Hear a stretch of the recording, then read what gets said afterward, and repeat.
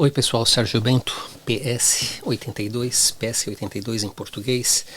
A gente está falando hoje a respeito do dia 5, os primeiros seres viventes. Esse vai ser um vídeo curto, e aí então a gente vai falar a respeito da criação do homem, mas eu gostaria de ler o texto primeiro.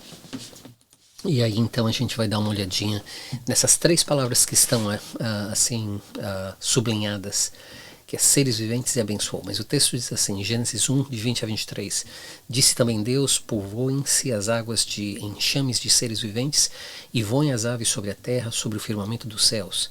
Criou, pois, Deus os grandes animais marinhos, e grandes animais marinhos aqui são monstros marinhos, no original, e todos os seres viventes que rastejam, os quais povoavam as águas, segundo as suas espécies, e todas as aves, segundo as suas espécies. E viu Deus que isso era bom, e Deus os abençoou, dizendo, sede fecundos, multiplicai-vos, e enchei as águas dos mares, e na terra se multipliquem as aves. Houve tarde e manhã o dia quinto. E aqui, novamente, a gente está usando a versão Almeida, revisada e atualizada. Mas a gente, então, faz uma análise do texto no original. Bom, seres viventes. Vamos começar com os viventes. A palavra aqui é kai. Kai no original, na palavra, na raiz. É kai. Agora, essa palavra kai significa vivente, vida e alma. E ponham atenção, porque são duas palavras aqui, seres viventes. E viventes significa que tem vida e alma. Você já ouviu alguém dizer que animal não tem alma? E aqui está falando de peixe e de aves, dos monstros marinhos, peixes grandes e outros tipos de seres aquáticos, e as aves. Eles são chamados de seres viventes que têm alma. Agora, essa palavra kai é aquilo que respira, a substância ou ser respiratório. É o que Carl Gustav Jung, aquele grande psiquiatra de anos e décadas atrás, chamava de ânima, ou seja, a alma. Seria o ser interior. Ser interior. Então você já ouviu falar assim que nós, como seres humanos, temos essa casca que a gente chama de corpo, mas quem a gente verdadeiramente é aquele ser interior. A gente diz o nosso espírito, a nossa alma. Aqui o que está dizendo é que estes animais, esses primeiros seres viventes, que faz uma distinção das plantas da relva que foi criada no dia anterior. Porque as plantas, a relva, as florestas, as árvores não são chamados seres viventes. O que é muito interessante, mesmo porque na construção biológica de todos os seres, Deus nos fez de uma certa maneira aonde a gente poderia comer plantas e não animais. Todo o nosso sistema digestivo é criado para comer planta e não animais. Então Deus faz as plantas não seres viventes, mas coisas que existem. Portanto, quando você come, o Adão e Eva comiam uma planta, eles não estavam matando nada, porque não tem alma, não tinha vida no sentido de que um animal, um ser biológico tem vida. Não obstante, aqui é interessante que as características dessa palavra em relação aos próprios animais significa que tem apetite, desejo, emoção e paixão. É muito interessante. A gente pensa que a gente entende a vida dos animais, mas a gente não põe essas 4 palavras aqui relacionadas a eles. Apetite, a gente vê que eles comem. Desejo, animal tem desejo. Emoção, eu tenho aqui debaixo da minha mesa uma cachorrinha, e aqui do meu lado minha cachorrona. E eu vejo nelas a emoção. Aquela paixão, aquele amor, né? Diz que o cachorro é o melhor amigo do homem, e mais do que nunca estou convencido que isso é verdade. Certamente Jesus é nosso Senhor e nosso Salvador, nosso Deus é nosso Pai, sobre todas as coisas, o que nós temos de mais importante, nosso melhor amigo. Depois de Deus, é o cachorro. Agora, a pergunta é, esta palavra é exclusivamente, ou é exclusiva para os animais, exclusivamente usada para os animais? Olha a palavra seres, então, seres viventes. A palavra seres em si mesmo é a palavra nefesh. Mas dá uma olhadinha na palavra nefesh e na palavra kai. É basicamente a mesma coisa. A única coisa que muda nessa palavra é o iota. Ali em cima do kai, que no nefesh é tirado. Não obstante, por causa desse iota, a palavra muda completamente e a gente tem aqui nefesh, que significa o quê? Vivente, vida e alma. Ou seja, são duas palavras que foram usadas de uma maneira redundante, mas possivelmente para enfatizar que estes seres têm vida. Vida. Novamente, esta palavra é exclusiva para os animais? Não. A gente vai ver quando a gente faça o próximo vídeo, a gente considere a criação do homem e da mulher, da humanidade. Será que da humanidade? Será que a humanidade foi criada? Well, a gente fala disso no próximo vídeo. A gente vai ver que essa palavra não é exclusiva dos animais, ou para os animais. É também usada para o homem. Agora, voltando aos animais, vamos ver o que diz Deuteronômio 12, de 23 a 24. Porque a gente tem que entender, como igreja, nós temos que entender algumas coisas que infelizmente, através dos séculos, através das décadas e séculos, eu creio que a igreja perdeu a ideia da distinção entre Israel e a própria igreja, e também a falta de respeito pela lei. A igreja certamente não está abaixo da lei, está abaixo da graça, mas existem certas coisas que nós deveríamos colocar atenção por honra a Deus. Olha o que diz Deuteronômio. Diz assim: somente empenha-te em não comeres o sangue, pois o sangue é a vida. Comer o quê? Carne de animal. Lá de volta em Gênesis, os homens queriam comer carne. Eles estavam cansados de vegetal, de fruta, de legumes. Eles viam que os outros povos, né? Os povos pagãos estavam comendo carne, então eles sentiram o cheiro do churrasco e eles queriam carne. Então Deus fala assim, ok. Deus fez várias exceções, por exemplo, divórcio, não é a vontade de Deus, Deus fez exceção. Comer carne não era a vontade de Deus, mas Deus fez exceção. Então Deus fala assim, eu vou fazer exceção, mas tem umas regras a seguirem aqui. Somente pense em não comeres o sangue, pois o sangue é a vida, pelo que não comerás a vida com a carne. Isso não mudou. Sangue continua sendo sangue. Portanto, no sangue está a vida. Isso não mudou. Diz assim, não o comerás, na terra o derramarás como água, o sangue. Não o comerás, para que bem te suceda a ti e a teus filhos, depois de ti, quando fizeres o que é reto aos olhos do Senhor. Então é muito interessante porque essa distinção da propriedade do sangue dos animais em relação ao ser humano é algo que se necessita estudar mais, né? Mas como que se Deus falasse assim, essa alma nefesh, kai, no animal está no sangue, não necessariamente no ser humano. O ser humano é uma criação especial e o nosso,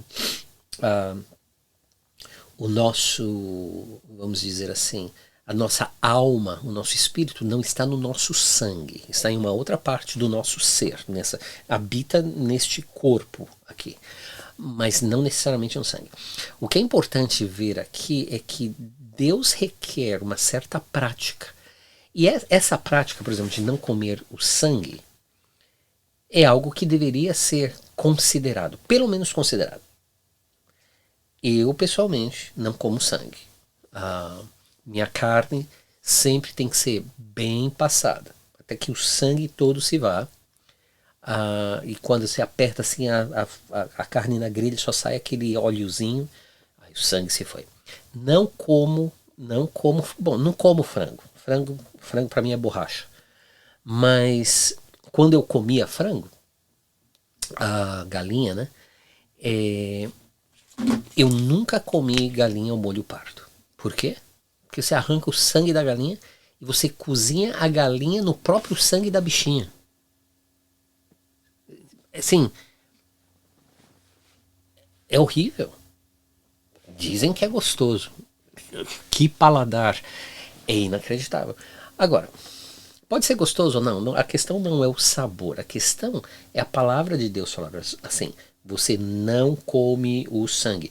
Eu creio que o que aconteceu na história da igreja e o problema está no povo, mas o problema está nos púlpitos, que a gente tem muito pastor incrivelmente ignorante, sem nenhuma preparação. O cara fala assim, Deus me chamou, aí vem um grupo de pessoas, ordena o cara lá, pastor, e o cara começa a pregar besteira, bananice, estupidez.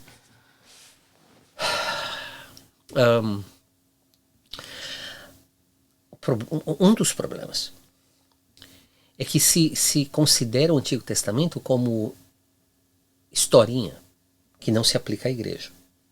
A não ser aqueles salmos lindos e maravilhosos que Davi, Moisés, Asaf escreveram. E aí a gente gosta daqueles textos bonitinhos do Antigo Testamento. Mas o resto não. Então é um problema, porque a teologia do Antigo Testamento está diretamente conectada com a teologia do Novo Testamento. Vamos dizer assim, é uma coisa só, no sentido genérico e completo do plano de Deus. Deixa eu apagar isso aqui. Okay? Aí o que acontece? A gente tem que colocar mais atenção. A gente tem que voltar no Antigo Testamento, ver o que a palavra de Deus diz, além de que a gente não tem que cumprir a lei, porque Deus e Jesus Cristo cumpriu a lei por nós. Não significa que a gente tem que pegar a lei e o Antigo Testamento e jogar ali na lata do lixo, e dizer assim, não se aplica a mim, ponto, acabou, não significa mais nada. Não é assim. Não deveria ser assim. Bom, continuando aqui. O interessante é que Deus abençoou esses animais. Deus abençoou. Aqui estamos falando novamente de peixe e de ave. A gente nem está falando de vaca, de burro, de cavalo. De peixe e de aves. E Deus abençoa. Essa palavra abençoa é muito interessante, porque esta palavra é exclusiva para os animais? Deixa eu dar a resposta aqui. Não é. É para o ser humano também. Olha o que diz aqui. Novamente, Deuteronômio 28, de 1 a 6. Se atentamente ouvires a voz do Senhor teu Deus, tendo cuidado de guardar todos os seus mandamentos que hoje te ordeno, o Senhor teu Deus te exaltará sobre todas as nações da terra. Se ouvires a voz do Senhor teu Deus, virão sobre ti e te alcançarão todas estas bênçãos. Então, a bênção de Deus é condicional. Não pense que isso mudou no Novo Testamento. Tem muito crente amaldiçoado. Olha para os teus filhos. Olha para o relacionamento do seu casamento. Então todo mundo quer mostrar que põe a máscara de que tudo está bem em casa, que a família é uma bênção, quando os filhos estão perdidos. Filho homossexual, no adultério, na prostituição, bebendo. E domingo está na igreja. Tem muito crente que é amaldiçoado. Crente de boca. Se atentamente ouvires a voz do Senhor. Se atentamente ouvires a voz do Senhor. Se ouvires a voz do Senhor 2 vezes, teu Deus, se você ouvir. E ouvir aqui não é só... ouvir, ok. Não.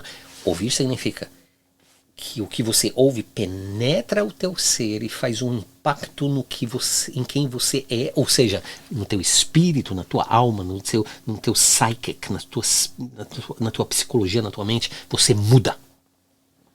Um monte de crente que não muda Muda para pior, né? Porque o mundo invadiu a igreja, agora tem pastor amaldiçoado falando até palavrão de púlpito. As irmãzinhas vai tudo lá com as sainhas agarradinhas, as calças agarradinhas parece, tem igreja que parece cabaré. Ou então show do Roberto Carlos. Ai, meu Deus. Diz assim: se atentamente ouvires a voz do Senhor, essas bênçãos vão chegar para você. Bendito serás tu na cidade e bendito serás no campo. Bendito o fruto do teu ventre e o fruto da tua terra, e o fruto dos teus animais, e as crias das tuas vacas e das tuas ovelhas. Bendito o teu cesto e a tua amassadeira. Bendito serás ao entrares e bendito ao saíres. Essa palavra bendito é exatamente a mesma palavra que Deus usou para os animais, quando ele abençoou os animais. Deus os abençoou. Palavra barak. É interessante, porque esta palavra não é exclusivamente usada somente para os animais, é usada para nós como seres humanos. O que isso deveria ensinar para a gente? Que até mesmo a gente como crente, capitalista, que comunista, vai para o inferno. Capitalista também vai para o inferno. A única pessoa que vai para o inferno é aquela que aceita Jesus como Senhor e Salvador. Mas o que a gente tem que ver é o seguinte: Deus criou um mundo bom. Deus nunca fala que foi perfeito. Ele diz, era bom. A perfeição dessa criação seria alcançada se Adão e Eva não tivessem pecado. A perfeição estaria diretamente relacionada com o que Adão e Eva fariam no futuro se eles não tivessem caído. Ainda assim é bom. Até mesmo depois da queda de Adão e Eva, o mundo continuou bom, no sentido de que você olha a natureza, além de tudo, é bonito, é bom, é tranquilo. Sim, eu entendo. Existe violência até entre os animais, eu entendo. Mas a maior violência, e até mesmo do homem, do ser humano, em contra da natureza. A gente tem que repensar. A gente tem que repensar todas as coisas. E ainda que a gente vive nesse mundo decaído e Deus permite que nós comamos carne de peixe, de frango, de vaca, de cavalo, tem até carne de burro, cabra, ovelha, porco, que eu não como. A não ser bacon eu como, o resto não. A gente tem que ter mais respeito. A gente tem que ter mais respeito pela criação de Deus. Que nesse caso, dos primeiros seres viventes, que tem alma, apetite, desejo, emoção e paixão.